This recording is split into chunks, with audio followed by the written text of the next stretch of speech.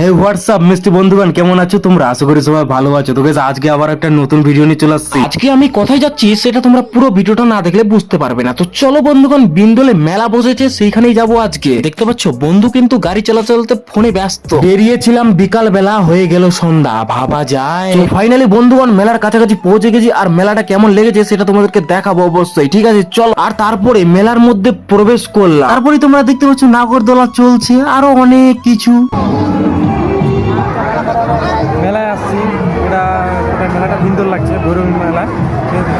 ভৈরবী পূজাটা এখন হয়নি, হবে। মেলা এসে দেখছি খুবই ফাঁকা ফাঁকা মেলা।